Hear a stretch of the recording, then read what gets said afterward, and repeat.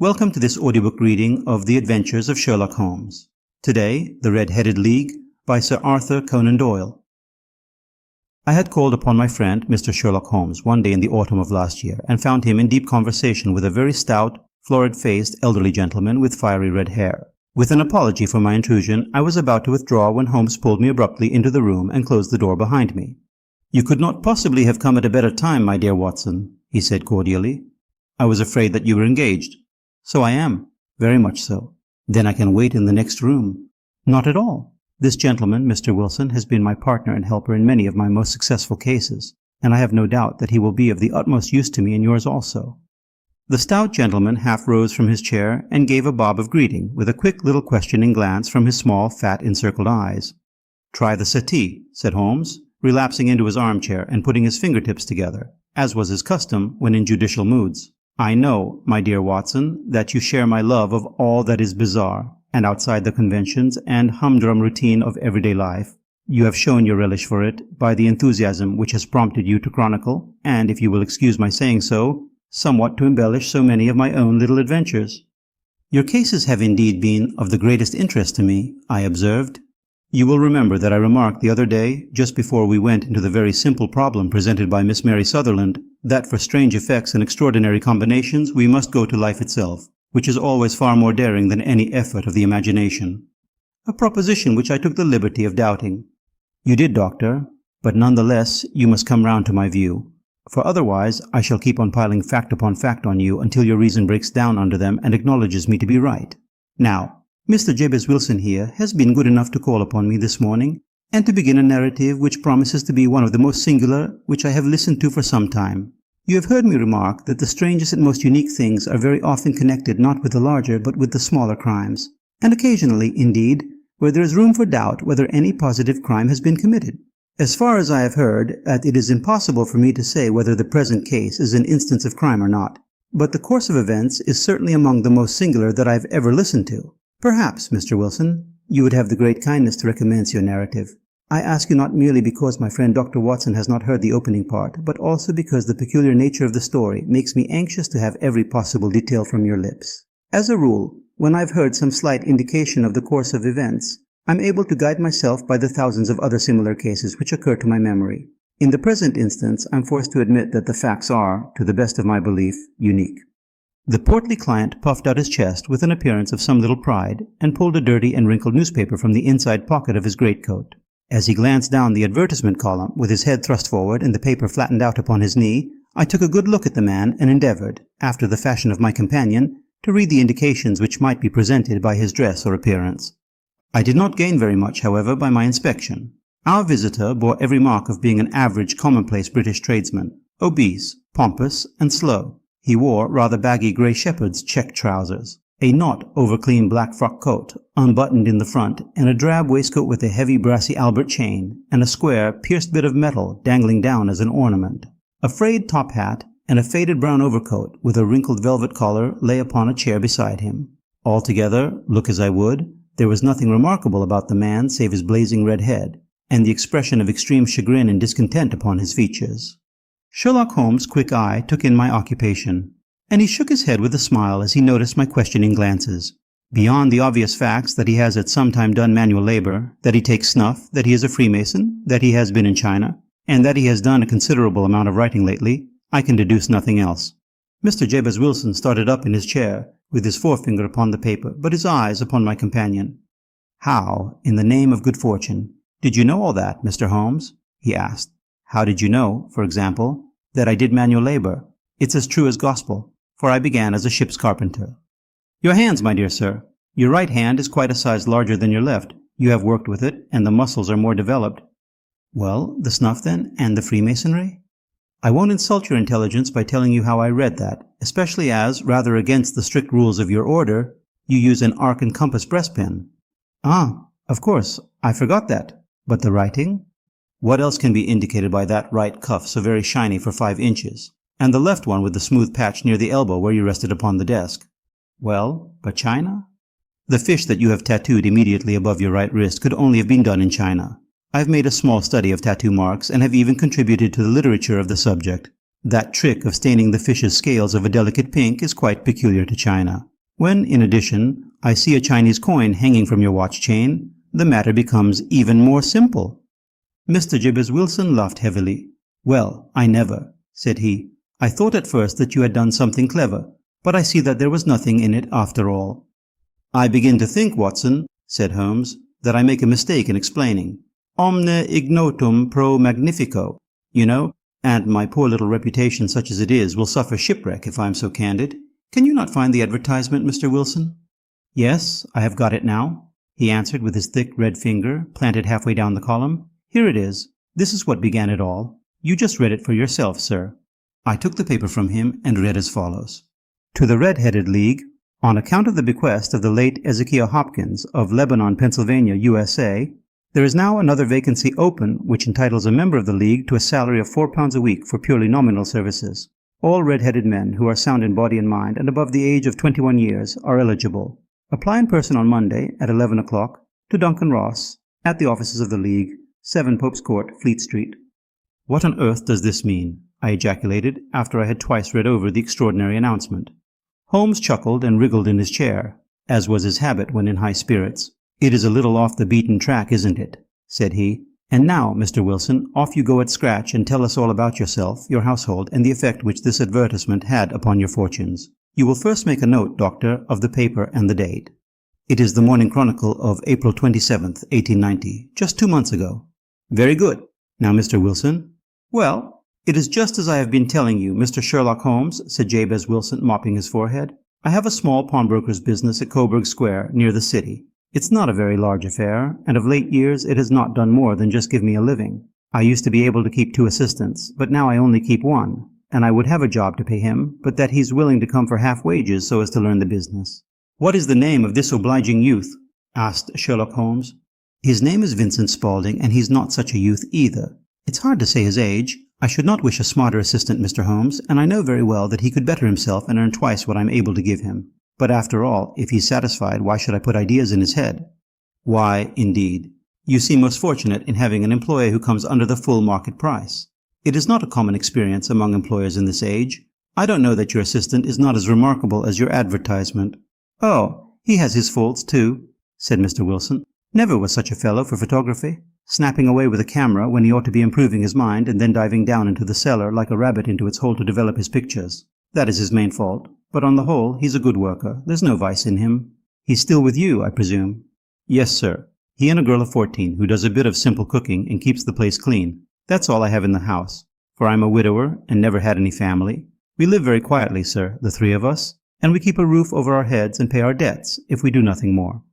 The first thing that put us out was that advertisement. Spaulding, he came down into the office just this day 8 weeks, with this very paper in his hand, and he says, "I wish to the Lord, Mr. Wilson, that I was a red-headed man." "Why that?" I asks. "Why," says he, "here's another vacancy on the League of the Red-Headed Men. It's worth quite a little fortune to any man who gets it, and I understand that there are more vacancies than there are men, so that the trustees are at their wits' end what to do with the money. If my hair would only change color, here's a nice little crib all ready for me to step into." "Why, what is it then?" I asked. "You see, Mr. Holmes, I'm a very stay-at-home man, and as my business came to me instead of my having to go to it, I was often weeks on end without putting my foot over the doormat. In that way, I didn't know much of what was going on outside, and I was always glad of a bit of news." "Have you never heard of the League of the Red-Headed Men?" he asked with his eyes open. "Never." "Why, I wonder at that, for you are eligible yourself for one of the vacancies." "And what are they worth?" I asked. "Oh, merely a couple of hundred a year, but the work is slight, and it need not interfere very much with one's other occupations." Well, you can easily think that that made me prick up my ears, for the business has not been over good for some years, and an extra couple of hundred would have been very handy. "Tell me all about it," said I. "Well," said he, showing me the advertisement, "you can see for yourself that the League has a vacancy, and there is the address where you should apply for particulars. As far as I can make out, the League was founded by an American millionaire, Ezekiel Hopkins, who was very peculiar in his ways. He was himself red-headed, and he had a great sympathy for all red-headed men. So when he died, it was found that he had left his enormous fortune in the hands of trustees with instructions to apply the interest to the providing of easy berths to men whose hair is of that color. From all I hear, it is splendid pay and very little to do." "But," said I, "there would be millions of red-headed men who would apply." "Not so many as you might think," he answered. You see, it is really confined to Londoners and to grown men. This American had started from London when he was young, and he wanted to do the old town a good turn. Then again, I've heard it is no use your applying if your hair is light red or dark red or anything but real bright, blazing, fiery red. Now, if you cared to apply, Mr. Wilson, you would just walk in, but perhaps it would hardly be worth your while to put yourself out of the way for the sake of a few £100. Now, it is a fact, gentlemen, as you may see for yourselves, that my hair is of a very full and rich tint, so that it seemed to me that if there was to be any competition in the matter, I stood as good a chance as any man that I had ever met. Vincent Spaulding seemed to know so much about it that I thought he might prove useful, so I just ordered him to put up the shutters for the day and to come right away with me. He was very willing to have a holiday, so we shut the business up and started off for the address that was given us in the advertisement. I never hope to see such a sight as that again, Mr. Holmes. From north, south, east, and west, every man who had a shade of red in his hair had tramped into the city to answer the advertisement. Fleet Street was choked with red-headed folk, and Pope's Court looked like a coster's orange barrow. I should not have thought there were so many in the whole country as were brought together by that single advertisement. Every shade of color they were: straw, lemon, orange, brick, Irish setter, liver, clay. But, as Spaulding said, there were not many who had the real vivid flame-colored tint. When I saw how many were waiting, I would have given it up in despair. But Spaulding would not hear of it. How he did it I could not imagine, but he pushed and pulled and butted until he got me through the crowd, and right up to the steps which led to the office. There was a double stream upon the stair, some going up in hope and some coming back dejected. But we wedged in as well as we could and soon found ourselves in the office. "Your experience has been a most entertaining one," remarked Holmes, as his client paused and refreshed his memory with a huge pinch of snuff. "Pray, continue your very interesting statement." There was nothing in the office but a couple of wooden chairs and a deal table, behind which sat a small man with a head that was even redder than mine. He said a few words to each candidate as he came up, and then he always managed to find some fault in them which would disqualify them. Getting a vacancy did not seem to be such a very easy matter after all. However, when our turn came, the little man was much more favorable to me than to any of the others, and he closed the door as we entered, so that he might have a private word with us. "This is Mr. Jabez Wilson," said my assistant, "and he's willing to fill a vacancy in the League." "And he is admirably suited for it," the other answered. "He has every requirement. I cannot recall when I have seen anything so fine." He took a step backward, cocked his head on one side, and gazed at my hair until I felt quite bashful. Then suddenly he plunged forward, wrung my hand, and congratulated me warmly on my success. "It would be injustice to hesitate," said he. "You will, however, I am sure, excuse me for taking an obvious precaution."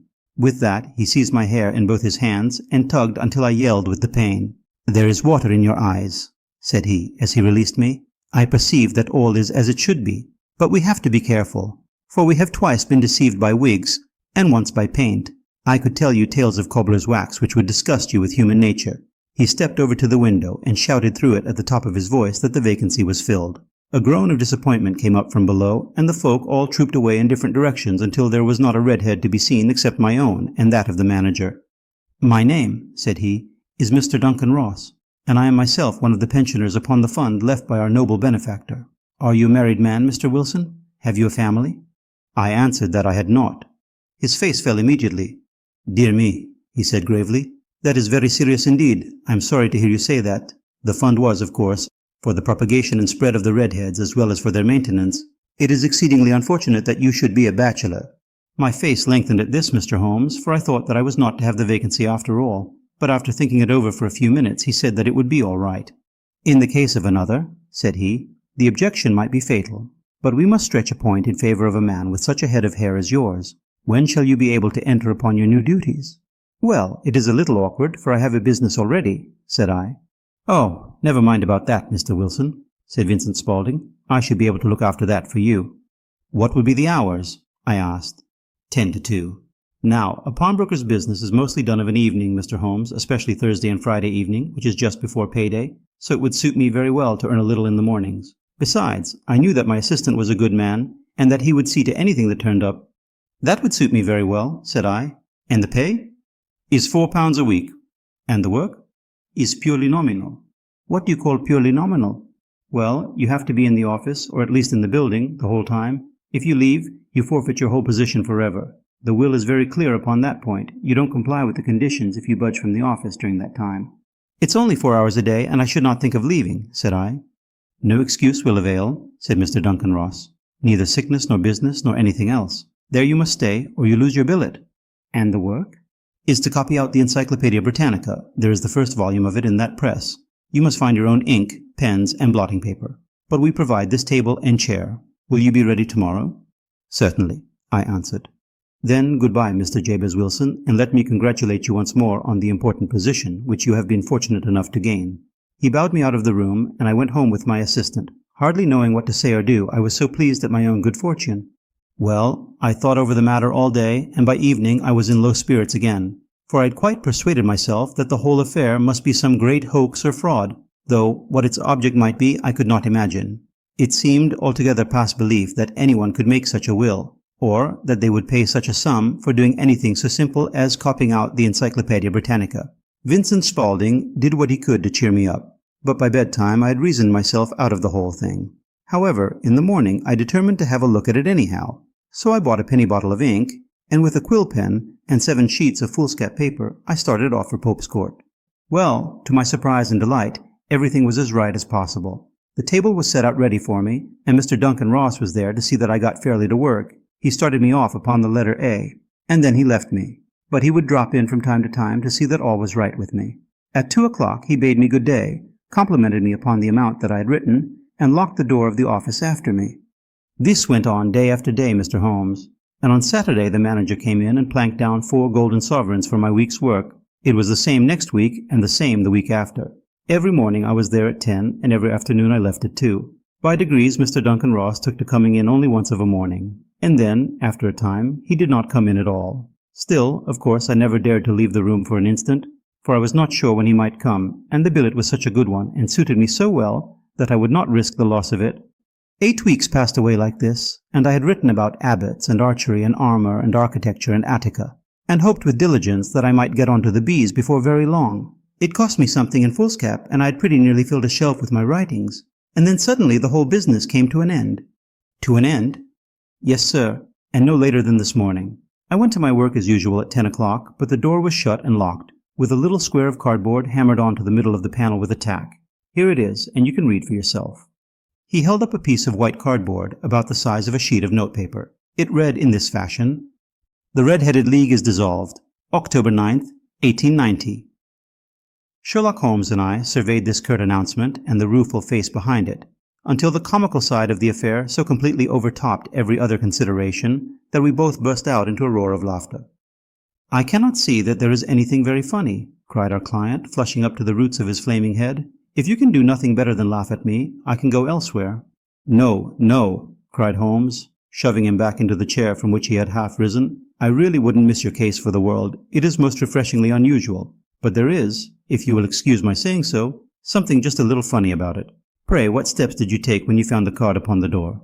I was staggered, sir. I did not know what to do. Then I called at the offices round, but none of them seemed to know anything about it.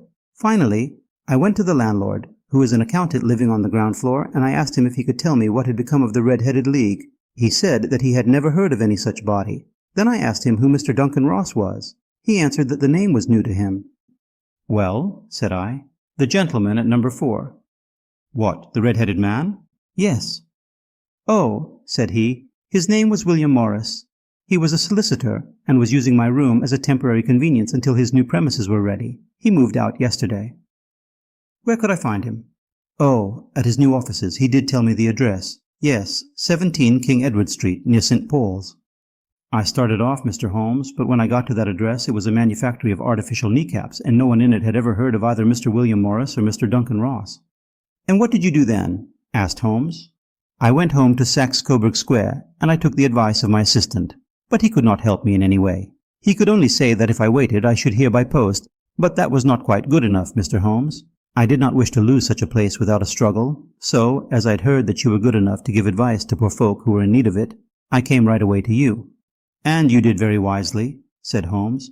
Your case is an exceedingly remarkable one, and I shall be happy to look into it. From what you have told me, I think that it is possible that graver issues hang from it than might at first sight appear. Grave enough, said Mr. Jabez Wilson. Why, I've lost £4 a week. As far as you are personally concerned, remarked Holmes, I do not see that you have any grievance against this extraordinary league. On the contrary, you are, as I understand, richer by some £30, to say nothing of the minute knowledge which you have gained on every subject which comes under the letter A. You have lost nothing by them. No, sir, but I want to find out about them, and who they are, and what their object was in playing this prank, if it was a prank upon me. It was a pretty expensive joke for them, for it cost them £32. We shall endeavour to clear up these points for you, and first, 1 or 2 questions, Mr. Wilson. This assistant of yours, who first called your attention to the advertisement, how long had he been with you? About a month, then. How did he come? In answer to an advertisement. Was he the only applicant? No, I had a dozen. Why did you pick him? Because he was handy and would come cheap. At half wages, in fact. Yes. What is he like, this Vincent Spaulding? Small, stout-built, very quick in his ways, no hair on his face, though he's not short of 30. Has a white splash of acid upon his forehead. Holmes sat up in his chair in considerable excitement. I thought as much, said he. Have you ever observed that his ears are pierced for earrings? Yes, sir. He told me that a gypsy had done it for him when he was a lad. Said Holmes, sinking back in deep thought. He is still with you? Oh, yes, sir. I have only just left him. And has your business been attended to in your absence? Nothing to complain of, sir. There's never very much to do of a morning. That will do, Mr. Wilson. I shall be happy to give you an opinion upon the subject in the course of a day or two. Today is Saturday, and I hope that by Monday we may come to a conclusion. Well, Watson, said Holmes when our visitor had left us, what do you make of it all? I make nothing of it, I answered frankly. It is a most mysterious business. As a rule, said Holmes, the more bizarre a thing is, the less mysterious it proves to be. It is your commonplace, featureless crimes which are really puzzling, just as a commonplace face is the most difficult to identify, but I must be prompt over this matter. What are you going to do then? I asked. To smoke, he answered. It is quite a 3-pipe problem, and I beg that you won't speak to me for 50 minutes. He curled himself up in his chair, with his thin knees drawn up to his hawk-like nose, and there he sat with his eyes closed and his black clay pipe thrusting out like the bill of some strange bird. I had come to the conclusion that he had dropped asleep, and indeed was nodding myself, when he suddenly sprang out of his chair with the gesture of a man who has made up his mind to put his pipe down upon the mantelpiece. Sarasate plays at the St. James's Hall this afternoon, he remarked. What do you think, Watson? Could your patients spare you for a few hours? I have nothing to do today. My practice is never very absorbing. Then put on your hat and come. I am going through the city first, and we can have some lunch on the way. I observe that there is a good deal of German music on the program, which is rather more to my taste than Italian or French. It is introspective, and I want to introspect. Come along. We travelled by the Underground as far as Aldersgate, and a short walk took us to Saxe-Coburg Square, the scene of the singular story which we had listened to in the morning. It was a poky, little, shabby-genteel place, where 4 lines of dingy 2-storied brick houses looked out into a small, railed-in enclosure, where a lawn of weedy grass and a few clumps of faded laurel bushes made a hard fight against the smoke-laden and uncongenial atmosphere. 3 gilt balls and a brown board with Jabez Wilson in white letters upon a corner house announced the place where our red-headed client carried on his business. Sherlock Holmes stopped in front of it with his head on one side and looked it all over, with his eyes shining brightly between puckered lids. Then he walked slowly up the street, and then down again to the corner, still looking keenly at the houses. Finally, he returned to the pawnbroker's, and, having thumped vigorously upon the pavement with his stick 2 or 3 times, he went up to the door and knocked. It was instantly opened by a bright-looking, clean-shaven young fellow, who asked him to step in. "Thank you," said Holmes. "I only wished to ask you how you would go from here to the Strand." "Third right, 4th left," answered the assistant promptly, closing the door. "Smart fellow, that," observed Holmes as we walked away. "He is, in my judgment, the 4th smartest man in London, and for daring I am not sure that he has not a claim to be 3rd. I have known something of him before." "Evidently," said I, "Mr. Wilson's assistant counts for a good deal in this mystery of the Red-Headed League. I am sure that you inquired your way merely in order that you might see him." "Not him." "What then?" "The knees of his trousers." "And what did you see?" "What I expected to see." "Why did you beat the pavement?" "My dear doctor, this is a time for observation, not for talk. We are spies in an enemy's country. We know something of Saxe-Coburg Square. Let us now explore the parts which lie behind it." The road in which we found ourselves as we turned around the corner from the retired Saxe-Coburg Square presented as great a contrast to it as the front of a picture does to the back. It was one of the main arteries which conveyed the traffic of the city to the north and west. The roadway was blocked with the immense stream of commerce flowing in a double tide inward and outward, while the footpaths were black with the hurrying swarm of pedestrians. It was difficult to realize as we looked at the line of fine shops and stately business premises that they really abutted on the other side upon the faded and stagnant square which we had just quitted. "Let me see," said Holmes, standing at the corner and glancing along the line. I should like just to remember the order of the houses here. It is a hobby of mine to have an exact knowledge of London. There is Mortimer's, the tobacconist, the little newspaper shop, the Coburg branch of the City and Suburban Bank, the vegetarian restaurant, and McFarlane's carriage building depot. That carries us right on to the other block. And now, Doctor, we've done our work, so it's time we had some play. A sandwich and a cup of coffee, and then off to Violin Land, where all is sweetness and delicacy and harmony, and there are no red-headed clients to vex us with their conundrums. My friend was an enthusiastic musician, being himself not only a very capable performer, but a composer of no ordinary merit. All the afternoon he sat in the stalls, wrapped in the most perfect happiness, gently waving his long, thin fingers in time to the music, while his gently smiling face and his languid, dreamy eyes were as unlike those of Holmes the sleuth-hound, Holmes the relentless, keen-witted, ready-handed criminal agent, as it was possible to conceive. In his singular character the dual nature alternately asserted itself, and his extreme exactness and astuteness represented, as I have often thought, the reaction against the poetic and contemplative mood which occasionally predominated in him. The swing of his nature took him from extreme languor to devouring energy, and, as I knew well, he was never so truly formidable as when, for days on end, he had been lounging in his armchair amid his improvisations and his black-letter editions. Then it was that the lust of the chase would suddenly come upon him, and that his brilliant reasoning power would rise to the level of intuition, until those who were unacquainted with his methods would look askance at him as on a man whose knowledge was not that of other mortals. When I saw him that afternoon, so enwrapped in the music at St. James's Hall, I felt that an evil time might be coming upon those whom he had set himself to hunt down. "You want to go home, no doubt, Doctor," he remarked as we emerged. "Yes, it would be as well. And I have some business to do which will take some hours. This business at Coburg Square is serious." "Why serious?" "A considerable crime is in contemplation. I have every reason to believe that we shall be in time to stop it. But today, being Saturday, rather complicates matters. I shall want your help tonight." "At what time?" 10 will be early enough." "I shall be at Baker Street at 10. "Very well. And I say, Doctor, there may be some little danger, so kindly put your army revolver in your pocket." He waved his hand, turned on his heel, and disappeared in an instant among the crowd. I trust that I am not more dense than my neighbors, but I was always oppressed with a sense of my own stupidity in my dealings with Sherlock Holmes. Here I had heard what he had heard, I had seen what he had seen, and yet from his words it was evident that he saw clearly not only what had happened, but what was about to happen, while to me the whole business was still confused and grotesque. As I drove home to my house in Kensington, I thought over it all, from the extraordinary story of the red-headed copier of the encyclopedia down to the visit to Saxe-Coburg Square, and the ominous words with which he had parted from me. What was this nocturnal expedition, and why should I go armed? Where were we going, and what were we to do? I had the hint from Holmes that this smooth-faced pawnbroker's assistant was a formidable man, a man who might play a deep game. I tried to puzzle it out, but gave it up in despair, and set the matter aside until night should bring an explanation. It was 9:15 when I started from home and made my way across the park, and so through Oxford Street to Baker Street.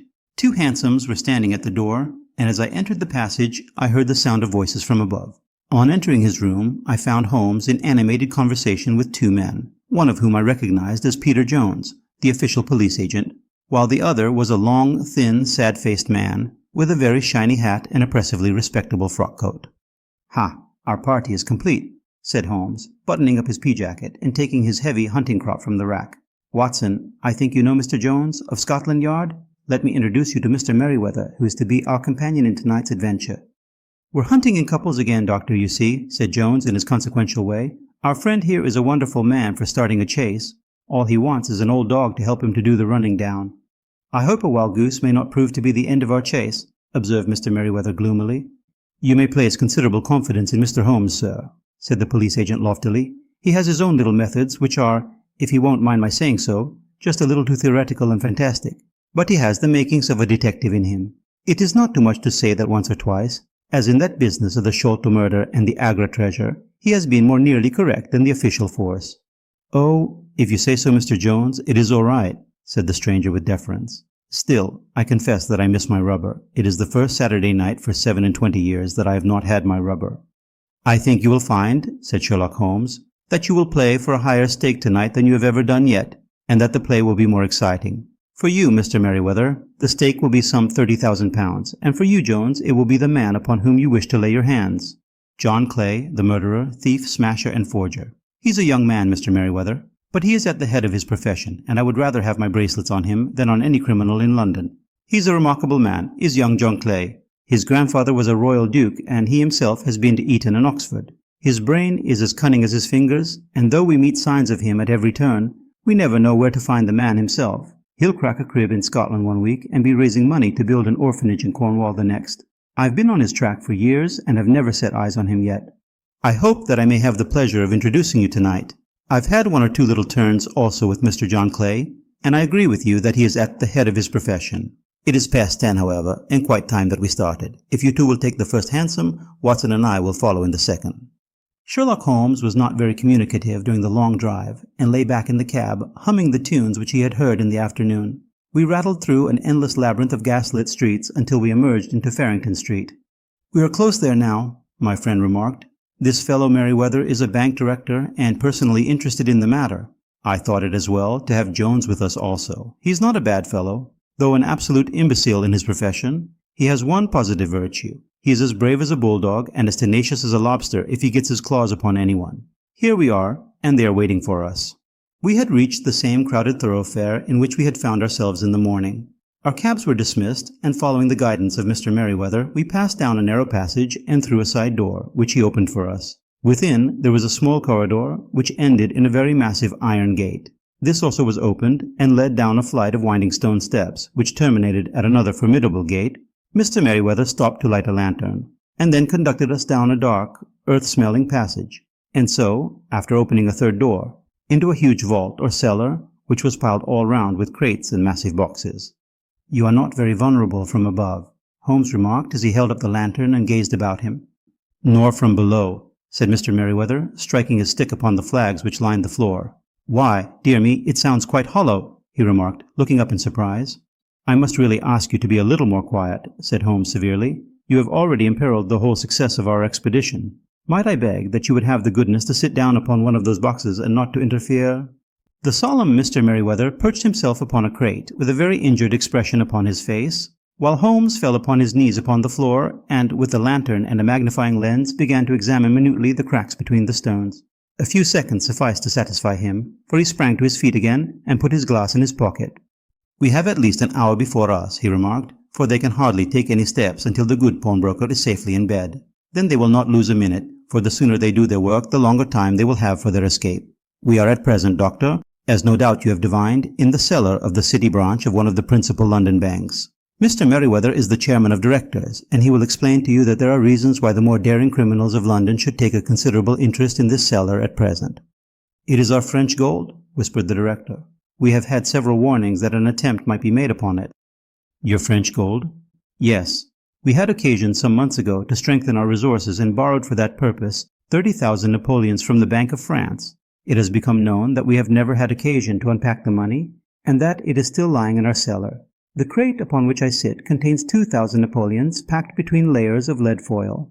Our reserve of bullion is much larger at present than is usually kept in a single branch office, and the directors have had misgivings upon the subject." "Which were very well justified," observed Holmes. "And now it is time that we arranged our little plans. I expect that within an hour matters will come to a head. In the meantime, Mr. Merryweather, we must put the screen over that dark lantern." "And sit in the dark?" "I am afraid so. I had brought a pack of cards in my pocket, and I thought that, as we were a partie carrée, you might have your rubber after all. But I see that the enemy's preparations have gone so far that we cannot risk the presence of a light, and first of all, we must choose our positions. These are daring men, and though we shall take them at a disadvantage, they may do us some harm unless we are careful. I shall stand behind this crate, and do you conceal yourselves behind those. Then, when I flash a light upon them, close in swiftly. If they fire, Watson, have no compunction about shooting them down." I placed my revolver, cocked, upon the top of the wooden case behind which I crouched. Holmes shot the slide across the front of his lantern and left us in pitch darkness, such an absolute darkness as I have never before experienced. The smell of hot metal remained to assure us that the light was still there, ready to flash out at a moment's notice. To me, with my nerves worked up to a pitch of expectancy, there was something depressing and subduing in the sudden gloom and in the cold, dank air of the vault. "They have but one retreat," whispered Holmes. "That is back through the house into Saxe-Coburg Square. I hope that you have done what I asked you, Jones?" "I have an inspector and 2 officers waiting at the front door." "Then we have stopped all the holes. And now we must be silent and wait." What a time it seemed! From comparing notes afterwards, it was but an hour and a quarter, yet it appeared to me that the night must have almost gone, and the dawn be breaking above us. My limbs were weary and stiff, for I feared to change my position, yet my nerves were worked up to the highest pitch of tension, and my hearing was so acute that I could not only hear the gentle breathing of my companions, but I could distinguish the deeper, heavier in-breath of the bulky Jones from the thin, sighing note of the bank director. From my position, I could look over the case in the direction of the floor. Suddenly my eyes caught the glint of a light. At first, it was but a lurid spark upon the stone pavement. Then it lengthened out until it became a yellow line, and then, without any warning or sound, a gash seemed to open and a hand appeared. A white, almost womanly hand, which felt about in the center of the little area of light. For a minute or more, the hand with its writhing fingers protruded out of the floor. Then it was withdrawn as suddenly as it appeared, and all was dark again save the single lurid spark which marked a chink between the stones. Its disappearance, however, was but momentary. With a rending, tearing sound, one of the broad, white stones turned over upon its side and left a square, gaping hole, through which streamed the light of a lantern. Over the edge there peeped a clean-cut, boyish face which looked keenly about it, and then, with a hand on either side of the aperture, drew itself shoulder-high and waist-high, until one knee rested upon the edge. In another instant he stood at the side of the hole, and was hauling after him a companion, lithe and small like himself, with a pale face and a shock of very red hair. "It's all clear," he whispered. "Have you the chisel and the bags? Great Scott! Jump, Archie, jump, and I'll swing for it." Sherlock Holmes had sprung out and seized the intruder by the collar. The other dived down the hole, and I heard the sound of rending cloth as Jones clutched at his skirts. The light flashed upon the barrel of a revolver, but Holmes's hunting crop came down on the man's wrist, and the pistol clinked upon the stone floor. "It's no use, John Clay," said Holmes blandly. "You have no chance at all." "So I see," the other answered with the utmost coolness. "I fancy that my pal is all right, though I see you have got his coat-tails." "There are 3 men waiting for him at the door," said Holmes. "Oh, indeed. You seem to have done the thing very completely. I must compliment you." "And I you," Holmes answered. "Your red-headed idea was very new and effective." "You'll see your pal again presently," said Jones. "He's quicker at climbing down holes than I am. Just hold out while I fix the derbies." "I beg that you will not touch me with your filthy hands," remarked our prisoner as the handcuffs clattered upon his wrists. "You may not be aware that I have royal blood in my veins. Have the goodness also, when you address me, always to say sir and please." "All right," said Jones with a stare and a snigger. "Well, would you please, sir, march upstairs, where we can get a cab to carry your highness to the police station." "That is better," said John Clay serenely. He made a sweeping bow to the 3 of us, and walked quietly off in the custody of the detective. "Really, Mr. Holmes," said Mr. Merryweather, as we followed them from the cellar, "I do not know how the bank can thank you or repay you. There is no doubt that you have detected and defeated in the most complete manner one of the most determined attempts at bank robbery that have ever come within my experience." "I have had 1 or 2 little scores of my own to settle with Mr. John Clay," said Holmes. "I have been at some small expense over this matter, which I shall expect the bank to refund. But beyond that, I am amply repaid by having had an experience which is in many ways unique, and by hearing the very remarkable narrative of the Red-Headed League. You see, Watson," he explained in the early hours of the morning as we sat over a glass of whiskey and soda in Baker Street, "it was perfectly obvious from the first that the only possible object of this rather fantastic business of the advertisement of the League and the copying of the encyclopedia must be to get this not over-bright pawnbroker out of the way for a number of hours every day. It was a curious way of managing it, but really it would be difficult to suggest a better. The method was no doubt suggested to Clay's ingenious mind by the color of his accomplice's hair. The £4 a week was a lure which must draw him, and what was it to them, who were playing for thousands? They put in the advertisement. One rogue has the temporary office, the other rogue incites the man to apply for it, and together they manage to secure his absence every morning in the week. From the time that I heard of the assistant having come for half wages, it was obvious to me that he had some strong motive for securing the situation." "But how could you guess what the motive was?" "Had there been women in the house, I should have suspected a mere vulgar intrigue. That, however, was out of the question. The man's business was a small one, and there was nothing in his house which could account for such elaborate preparations and such an expenditure as they were at. It must, then, be something out of the house. What could it be? I thought of the assistant's fondness for photography and his trick of vanishing into the cellar. The cellar! There was the end of this tangled clue. Then I made inquiries as to this mysterious assistant, and found that I had to deal with one of the coolest and most daring criminals in London. He was doing something in the cellar, something which took many hours a day for months on end. What could it be once more? I could think of nothing save that he was running a tunnel to some other building. So far I had got when we went to visit the scene of action. I surprised you by beating upon the pavement with my stick. I was ascertaining whether the cellar stretched out in front or behind. It was not in front. Then I rang the bell, and as I hoped, the assistant answered it. We have had some skirmishes, but we had never set eyes upon each other before. I hardly looked at his face. His knees were what I wished to see. You must yourself have remarked how worn, wrinkled, and stained they were. They spoke of those hours of burrowing. The only remaining point was what they were burrowing for. I walked round the corner, saw the City and Suburban Bank abutted on our friend's premises, and felt that I had solved my problem. When you drove home after the concert, I called upon Scotland Yard and upon the chairman of the bank directors, with the result that you have seen. And how could you tell that they would make their attempt tonight? I asked. Well, when they closed their league offices, that was a sign that they cared no longer about Mr. Jabez Wilson's presence. In other words, that they had completed their tunnel, but it was essential that they should use it soon, as it might be discovered, or the bullion might be removed. Saturday would suit them better than any other day, as it would give them 2 days for their escape. For all these reasons, I expected them to come tonight. You reasoned it out beautifully, I exclaimed in unfeigned admiration. It is so long a chain, and yet every link rings true. It saved me from ennui, he answered, yawning. Alas, I already feel it closing in upon me. My life is spent in one long effort to escape from the commonplaces of existence. These little problems help me to do so. And you are a benefactor of the race, said I. He shrugged his shoulders. Well, perhaps after all, it is of some little use, he remarked. L'homme c'est rien, l'œuvre c'est tout, as Gustave Flaubert wrote to George Sand. Thanks for joining this reading. If you liked it, give it a thumbs up, subscribe, and share your thoughts in the comments.